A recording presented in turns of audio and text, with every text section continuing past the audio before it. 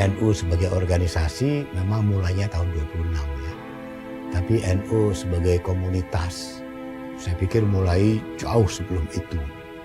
Jadi penganjur Islam Ahli Sunnah wal Jamaah yang mendirikan pesantren-pesantren adalah mereka yang pertama kali mencerdaskan rakyat yang tinggal di Nusantara.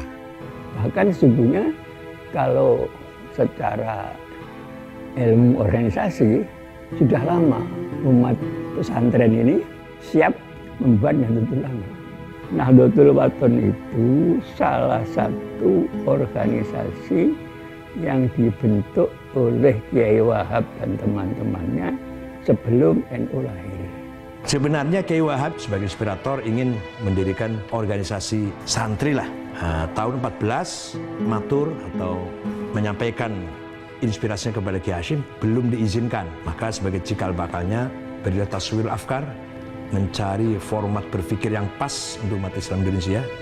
Dan yang kedua, Nahdlatul Tujar, kebangkitan para pedagang santri.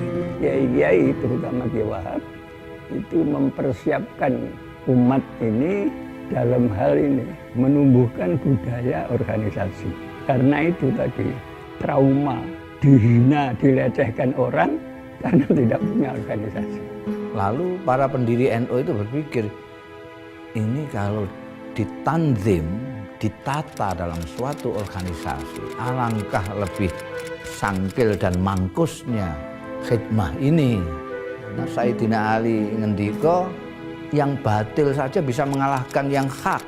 Kalau yang batil ditata dengan rapi dan yang batal tidak. Maka lalu jamaah yang sama di mana-mana ini diwadahi jamiah yang namanya Nahdlatul Ulama. Tahun 26 itu Kiai Hasyim Asy'ari bersedia menjadi Rois NU dan oleh Kiai Wahab diberi jabatan Rois Akbar. NU lahir tahun 26 itu adalah menstrukturkan yang kultural. Karena itu ada semacam gap antara wadah dan isinya.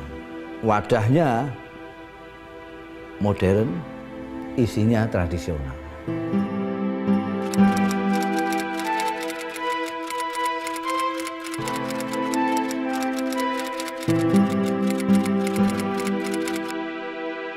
Konon asasi itu bahasa Indonesianya anggaran dasar.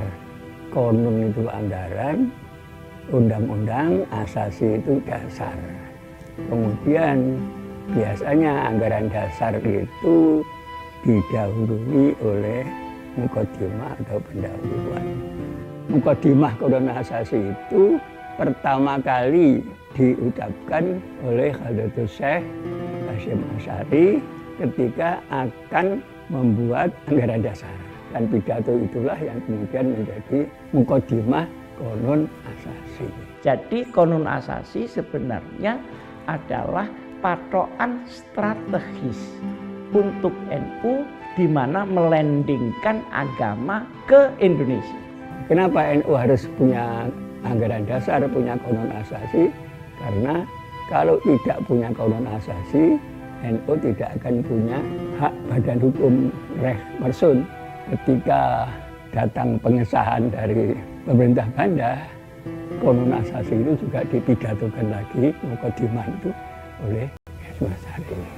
Yang saya tangkap dari mukadimah Qonun Asasi itu pertama iman dan takwa, kedua persatuan di kalangan kaum muslimin, juga itu masalah kehidupan bermadhab. Oleh karena itu apapun yang terjadi, apa yang tercantum